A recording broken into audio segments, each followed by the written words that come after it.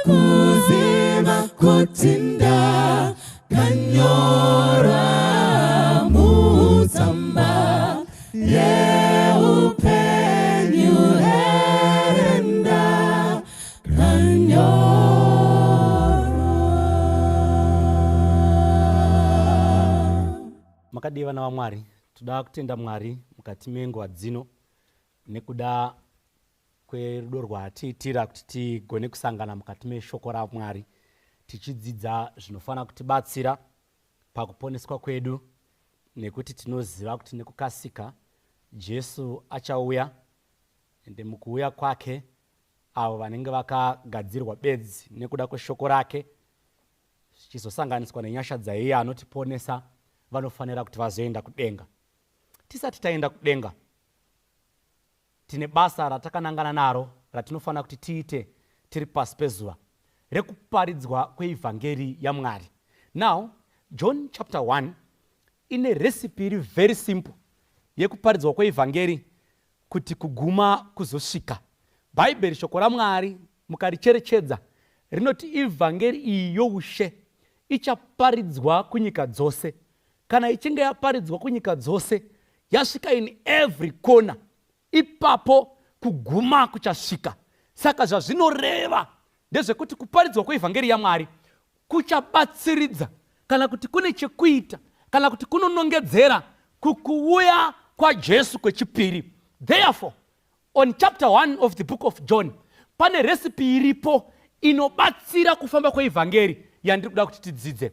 John chapter 1 verse 35, ava mangwana Johani wakanga amire nevadzidzi vake vaviri. Verse 36, akatarisa Jesu achifamba akati, tarirai gwayana raMwari. Drama ratotanga. Johani kana kuti John anoti achifamba nevadzidzi vake, those who followed him, nekuti ane basa raMwari raaita. Vanoti vachifamba vainaye, anobva anomira paakamira. Amira paakamira, by this time of the day, anga aine vanhu 2 vakanga ainavo, vakanga vachimuteerera mumazuva iwayo. Bhaibheri rinoti vakanga vari vadzidzi vake. Vari vadzidzi vake, Johani anoona Jesu achifamba, ndobva amutarisa Jesu achifamba. Jesu haana zvaakataura naJohani, but Johani anoti kuvadzidzi vake, varume tarirai gwayana raMwari. Now, John is introducing his disciples to Jesus Christ. Vangani vedu vanoti vane vanhu vanovatevera, kana pakauya muMwari nani kupfuura ivo, vanovanongedzera kuti hoyo uyo akafanira. Behold the Lamb of God. Bhaibheri riri kuudza vadzidzi vaJohn kuti kana mungatarisa, itai zvinopfuura kutarisa. Because beholding goes beyond just looking or seeing. It has to do nezvimwe zvakavanzika zviri kumberi. Saka ndakuya ndikutaurirei imi vakomana, pane munhu ari kupfuura uyo, mutarisei. Kana mamuringa gwayana raMwari. Ndinofarira pati iyoyi yekuti John ari kuita an introduction yekuzivisa vanhu kuti Jesu mwanakomana waMwari. Inzwai sangano raMwari. Jesu muchimuona, he is the lamp of God. Bible shoko raMwari, John anotaura oti neimwe nguva, behold the lamp of God that taketh away the sin of the world.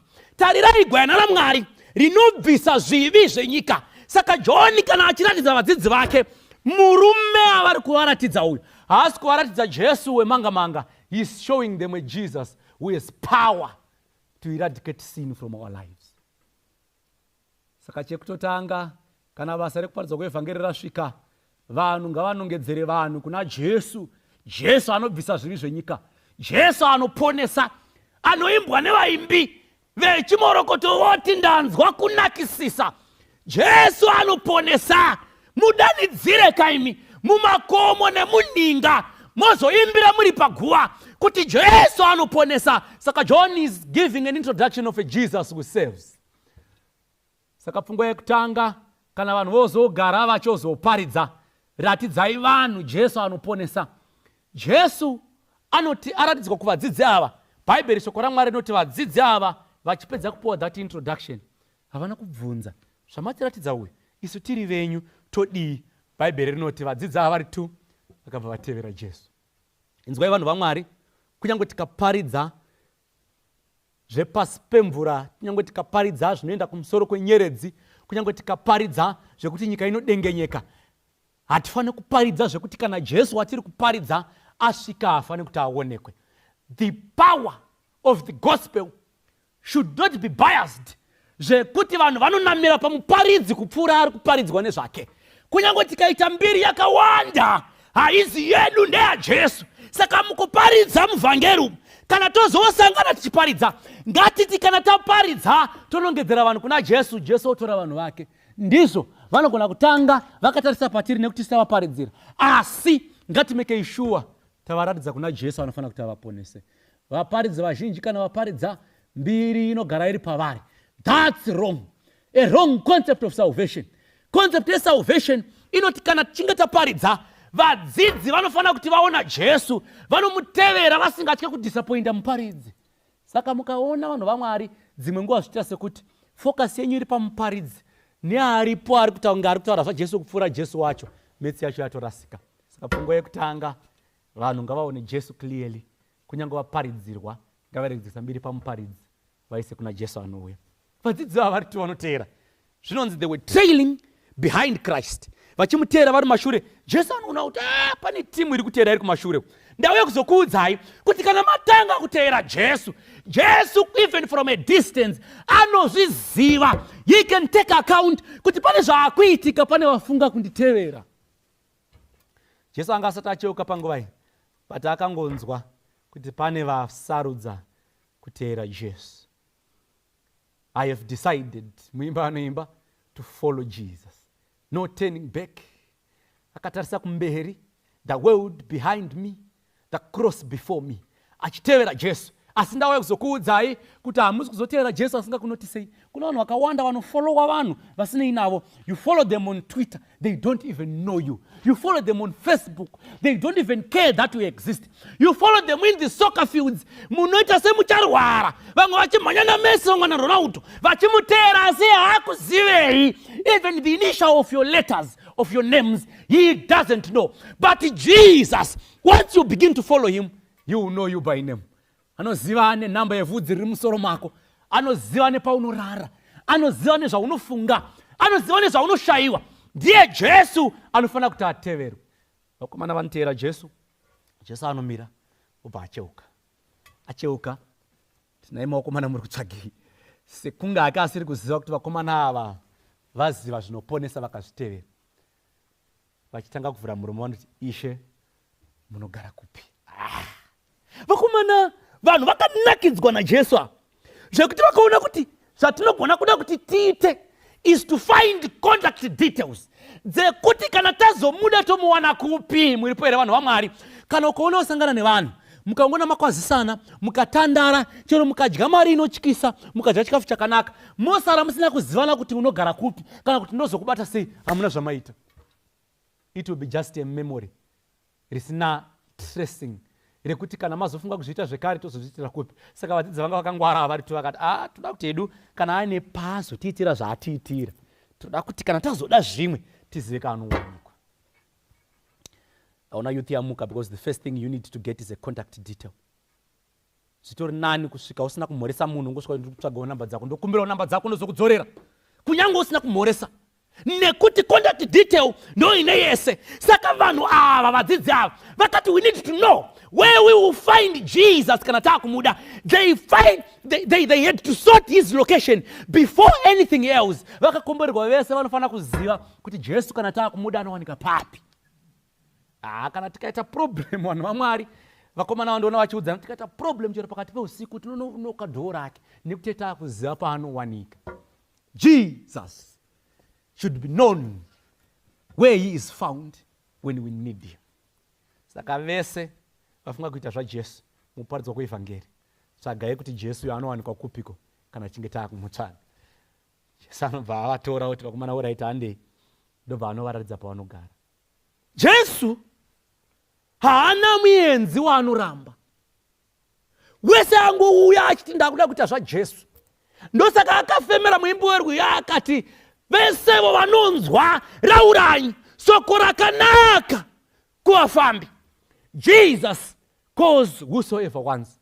Uyo unoda uya tumai soko pagomo nemikana. Uyo unoda whosoever will come.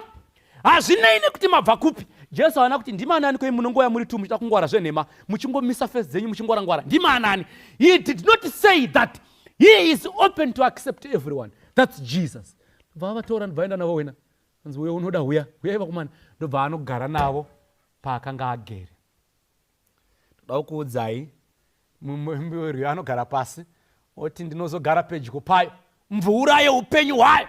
Odzokera kuti ndinozogara pedyo payo, staying with Jesus. Nekuti ava vaira vakanogara naJesu. Saka Jesu anogarika naye, kana mamutevera anonogarika naye. Saka zviri nani kutevera Jesu anogarika naye pane kutevera vanhu vasikagarike navo. Saka ndaya kuzokuudzai kuti kana tafunga kuzotevera, let's follow Jesus nekuti anogarika naye. Nyaya inopfuurira mberi nekuti vadzidzi ava vakaenda vakanoona kwaaigara. Verse number 40 Bhaibheri rinoti pavarume 2 vakatevera, mumwe wacho akanga ari Andreas kana kuti Andrew. Andrew akanga asiri a street kid. Andrew was from a family. Andrew akanga aine mukoma wake ainzi Simon Petro.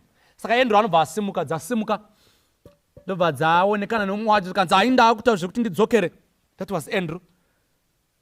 Ndobva anosvika kumba zvikanzi mukoma. Zvikanzi chii svika wakadzikama, zvikanzi mukoma tamuwana. Aingozi navanhu Jesu Kristu anonzi Messias. Tamuwana.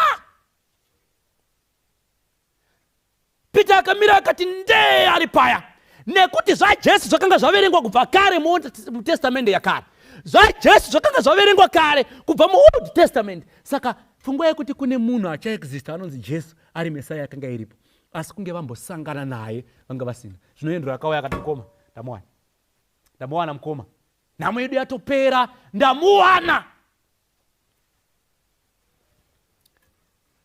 Andrew ari kudzidzisa vanhu vese vari pano kuti charity begins at home. The best church is at home. Kana makuzouya mosangana nevamwe, be it on a Sabbath, be it on a Sunday, makusangana nevamwe kuti mungozadzisa chinamato chamuri kuita muri kumba. Saka chechi kana ichitanga, church begins at home. Idzakati no, nyaya iri kuitika ndeyekuti vamwe vese ndine ma-best friends nema-workmates, asi vhangeri kumba. Inzwai vanhu vaMwari. Blessed are those vanoti kana zvevhangeri zvavabata izvi, vhangeri rinotanga kuenda kumba. Kana radaro rinoparidzika zviri nani kumwe kwese uko. Dzakatora nabva tuna zvikanzi aiwa hapana kana nyaya, vhangeri kumukoma wangu mukoma tamuwana. Jesu uya akanga achitaurwa nezvake achinzi Mesaya tamuwana. Teererai vanhu vaMwari, kuna vanhu vakawanda vakagara vakanditarisa, maChristians kana kuti maKristu anozikanwa ane mukurumbira, asi vanhu vekumba kwavo kwavanobva kwavanoberekwa kudzinza kwavo, they don't even know kuti chiKristu chii. Vazhinji vane tsika dzavachakabatirira padziri, kwete nekuti vanodzida, but that's all they know. Vana gosa mumba, vana euda mumba, vana rabhauma mumba, vane muprofita mumba, asi havana kumbovaudzawo zvaJesu waakasangana naye. Imi ndoda kutaurira chokwadi, hama dzenyu dzamusiri kuudza chokwadi pamusoro paJesu anorarama nekusingaperi, dzikazonoita mukana wokusangana naye somewhere, munaya mukarohwa. Because makachengeta chokwadi chiri so valuable, important information ine chekuita nesalvation, moichengeta mega. Maita yataita tiri vadiki yekuti tikapuwa chinhu namama vasvika kubva kuJoni, taitora tondoviga pataviga kana kuseri kwemba, topora chinodya tega, tichidzoka takaguta tichiratidza mufaro, sekunge vamwe vasina vakomana vasina basa. Saka those vamuri kunyuma Kristu vari mumuri menyu, musi wavanosangana naye wongonanzwawo padiki, voraidza padiki, vobva vaziva kuti makaita makore anogona kusvika 20 muchiziva nezvaKristu uyu, mukasatiudza, nyaya iyo haiperi mushe. Simon Peter anoudzwa, shamwari tamuwana, uya aitaurwa, uya tazomuwana. Bhaibheri rinoti akabva atotora mukana wayo kuti aende naye kuna Jesu. Ngati paita afamba titoenda tamuwana, but handitoda kusiyai makangodaro. Saka vhangeri harisi half baked, rinofanira kuparidzwa richipera. Kana munhu apuwa Jesu, ngaachienda anoiswa pana Jesu wacho. Bhaibheri rinoti Andrew akatora mukomo wake akamuisa pana Jesu. Anoti vasvika ipapo, Jesu ndobva atarisa zvikanzi, iwe that's verse 42, ndiwe Simon mwanakomana waJona, Kefasi kana zvichishandurwa dombo. Unoziva Jesu akati aona Simon Peter achiuya so zvikanzi, idzo ndiwe Peter, iwe ndiwe Simon, asi uchanzi Kefasi. Kefasi zvazvinoreva shamwari, kana zvazvishandurwa zvinoreva kuti dombo. Saka Simon Peter achiuya achisvika naAndrew, Jesu already needs no introduction. Jesu anoziva vanhu vake, he knows them by name, he knows them nedzinza ravo, kunyangwe DNA isina kutorwa, akachengetwa kusiriko. Jesu anoziva kwake chaiko chaiko, he knows each and everyone, nekuti ndiye akasika paiteya nheyo dzenyika ino takanga tisipo. Saka haana chaasingazive, nemombe dziri mumakomo, nemhuka dziri mumasango, Jesu anodziziva zvikanzi, iwe ndiwe Simon. Kana kubva iye zvino manje zita rako asiri Simon shamwari, wakunzi Kefasi kana zvichishandurwa dombo. Simon dziri paya dzati ndatowo dombo, dzafunga zikanzi pane vanomboimba rwiyo vanoti takavakwa pamusoro penheyo dzavapostora. Jesu aribwera pakona, ndo here dombo riri kurehwai, emari the chief cornerstone. Vamwe vapana vakaimba ndobva vatanga kujoka nerwiyo vakati the stone which the builder built a house rejected. Ndini here dombo rakavakwa nevavaki, rakaraswa nevavaki, richizvidzwa nevavaki, rikazova musoro wekona, mukuru ari kurevesa heroyo kuti I'm going to be a chief pillar, a chief cornerstone. Peter atopedzwa naye naJesu. Maizviziva here vanhu vaMwari, dzimwe nguva tinozvinetsa nekuda kuvhura mabhaibheri nemavhesi akawanda pari kutsvaga vanhu vanongonoudza vanhu kuti tamuwana, tine mukomana watiri kuziva, just come and confirm kuti ndiye here wamunogona kunge muchidawo. Come and see. Muchinosvika naye, Jesu has a method yekupedza nyaya dzake ega. Peter akutobwaira paya, Jesu akutomudedza nezita renyowani, Kefasi, dombo, the chief cornerstone. Peter ari paya, kumba uchadzokera kumba, wanzi ndiwe dombo, unoenda kupi, vanhu vanosara vachivaka nei? Kona Peter akagara ari paya, atomirira kuti pane next program here tiite zvinoita naJesu. Chechi yaJesu iri kutokura. Vadzidzi 2 vanopuwa naJohn, mumwe wacho ari Andreas kumukomo wake, Simon Petro naye kuna Jesu. Chechi yaJesu ichitokura. That's how simple the Church of Jesus Christ grows. It does not need anything more complicated than his word. It has power of converting criminals kuvaita vanhu kwavo. Ine simba rekutora vanhu kuvanyurura kubva pakaipa pakamanikana kuvaisa pakanaka. Ndo zvinoita shoko raMwari. Now Simon Peter apo agara paya, Jesu ndobva aenda ake kuGarirea paverse 43.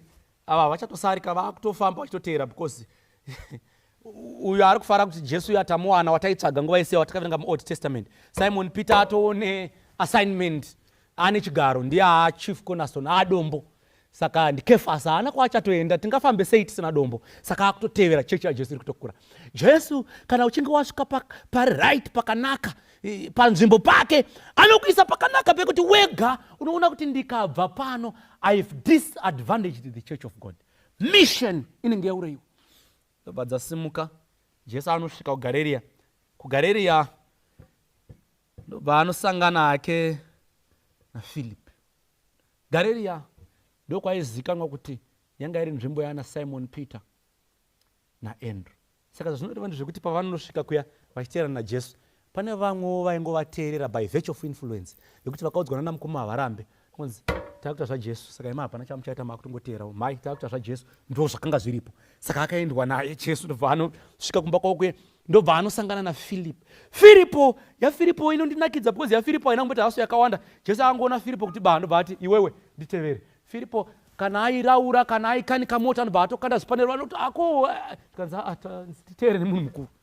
Maizviziva here vanhu vaMwari kuti kune vamwe vanhu pasi pezuva vasina nharo, zvakadaro zvekuti chavari kungoda kuudzwa zvekuita kuti chiitai zvaJesu vakutosiya. Kungonosvika pavakaungana so, pavari kuita zvavari kuita, moti varume, chasara panyika ino ndechekuti tinamate, ngatiitei zvekuchechi. Unogona kutobva navamwe vacho, nekuti Filipo akambodzwa izvo akatodaro. Kana akanga ari pamaricho, Filipo akatosiya akati handadedzwa naJesu, ndakuita zvaJesu, pane dzandidedza idzi handinga vakomana toonana. Ko zvipanera zvako ayo takutoita zvemukomana atodedzwa, we have a higher calling. Ndokureruka kukaita kuparidzwa kweevhangeri yaMwari, kuti vanhu vane makategories avo mukusiyana kwavo, no matter how complicated they could be. Kune vamwe vanenge vakareruka zvekuti vari kungoda kuudzwa kunzi Jesu akuda kuti muchiteerere. Now Filipo anoti ateera Jesu afamba, Filipo anonodzokawo, adzoka ndobva anotsvaga mukomana ainzi Nathaniel. Asvika pana Nathaniel, Bhaibheri rinoti shamwari tamuwana iye wataiverenga nezvake uya tichiti akanyorwa nemaprofita, tamuwana. Anonzi Jesu weNazareta, zvikanzi Nathaniel watanga. Iwe unofanira kuziva kuti Nazareta hakuna chakanaka chinobva ikoko chisvino. Kana Jesu wacho akutobva kuNazareta, metse yacho yatofa kudhara, yatofa yakalodha, yatova iri defeated, hapana nyaya apa. Haangamboita Mesiya anobva kuNazareta. Pane here chakanaka chingabve kuNazareta. Pane pfungwa yandafarira kuti varume ava vaitopota vachitoverenga zvaJesu, vanga vakangomirira mukana wekuti vamuwane. Zvikanzi vashamwari, handisi kunetsa newe, no arguments with you, hande unoona, come and see. Nathaniel achiri kure uko, Jesu manje muri kuona chechi yaJesu iri kutokura as we grow and progress. Nathaniel ari kure, zvikanzi right, ndamuona muIsraeri wazvokwadi asina kunyengera maari. Ziya dzarumbidzwa zikati ishe, koma ndiziva sei? Zvikanzi pawanga uri pasi pemuonde ndakuona. Zikati muri mane information, zvikanzi mimi ndimi Mesaya, mwanakomana waMwari chaiye, ndimi Jesu Kristu. Zvikanzi wakungodaro kana kuti ndatida kuona uri pasi pemuonde. And conversation iyo yakutoitwa vanhu vatowo muchechi. Jesu anoziva pekuisa vanhu vake pakanaka. Akaona Nathaniel aidhauta ari kure, paakanosvika akangonzi iwe uri muIsraeri wazvokwadi, hakuna mumwe, ndiwe muIsraeri wazvokwadi. Ndava kuzokuudzai vanhu vaMwari kuti Mwari ane mamethods aanoshandisa kutora vanhu vake kubva kuchakamanikana achivaita vanhu vake. Chechi yake ichikura, chedu isusu kuenda neevhangeri, sekuimba kwerwiyo kwemuimbi oti mumakomo nemuninga. Kana tasvika nawo pana Jesu, tangoti uyai muone Jesus will finish off his issues. Once aita face to face nemunhu, nyaya yacho hairambi yakadaro, inopfuurira mberi mune zvakanaka. Evhangeri yeushe inofanira kuenda chero kushamwari, nekuti Filipo akandotora shamwari yake. Kungosvika kuti shamwari handina chekutaura newe, hande kuna Jesu, takuita zvaJesu, ndobva chechi yatokura. The church of Jesus grows by the preaching of the gospel. Evhangeri youshe ichaparidzirwa kundudzi dzose, nekuvanhu vose, nekunyika dzose, kana zvichinge zvadaro kuguma kusvika. Muripo here vanhu vaMwari vese vari pano vakanditarisa? paridzai vhangeri nguva ichipo, tibate basa achiri masikati, nekuti usiku unouya. Tisanete. Mberwe anoti ndanzwa kunakisisa. Jesu anoponesa. Vakomanaka, tumirei chero kuvanyangadzi. Let the message reach them. Let it be in their ears that Jesus saves. Mumakomo nemuninga. Makamanika na macho imomo. Mulipo here chimorokoto. Fambai naro vhangeri. Kuti vazhinji vakorwe kuna Jesu. Nekuti nyaya iripo chasara panyika ino ndechekunamata. Shamwari dzedu dzoimba dzogara pasi dzoti hurukuro mazuva ano ndedzaJesu. Asi Mwari ka mune rudo. Chasara panyika ino, changosara panyika ino ndechekunamata. Vanonamata seiko? Vanonamata kana vaziviswa. Vaziva chiko shoko raMwari. Zvikadaro kuguma kwasvika. Kuguma kana kuchinge kwasvika, Jesu auya. Jesu kana achinge auya, vazhinji voenda kudenga. So this gospel shall be preached. Basa richipedzeswa mumwe nemumwe panzvimbo yake, takamira nekusatya. Tichinge tadaro, Jesu ari kudenga oshedzera zvaringana. Let this gospel be preached. Mumakomo nemuninga. Roponesa vazhinji. Kunyangwe zvakaoma, ngarirambe richiparidzwa. Nekuti kana rikaparidzwa, vanhu havazorambe vakadaro. Rinoshandura mapenzi kuvaita vanhu kwavo. Rinotora nzenza kudziisa pedyo na Kristu. Dzigofamba neevhangeri zvakanaka. Chechi yaJesu, what is guaranteed is, inokura ichienda mberi. Kana vanhu varimo vakaparidza evhangeri, mumwe nemumwe panzvimbo yake, within our capacities, sezvakaita vanhu pana John chapter 1. Mwari akukomborerei, akuitirei zvakanaka. Amen. Tichafara basa rapera, tounganiza kumusha, apo tounza misumbu kuJerusalema ja.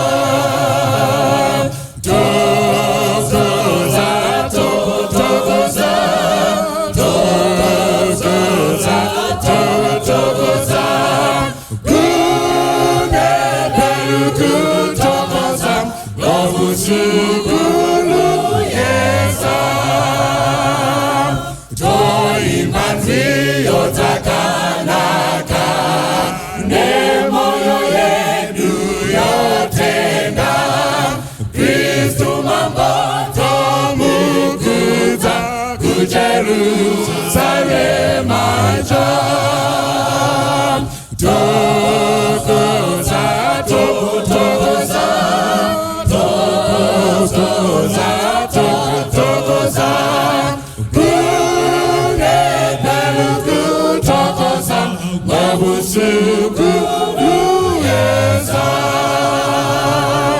rufaroru notiringira.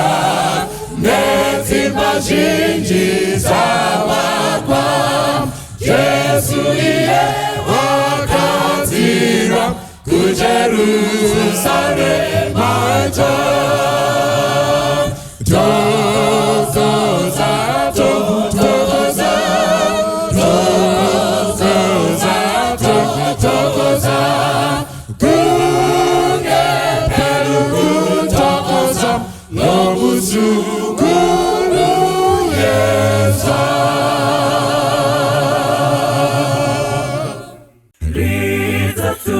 Evangeli murindi wanyewera, avo vanonzwa masoko vapinduke vapone. Ridzanyi murindi ridza, pasi pese ridzisa. Mwari ari kutiridza, vasungwi vaponeswe. Ridza pamakomo ese, makomo nemikana, nepanyanza ridzanyizve, soko rekuponeswa.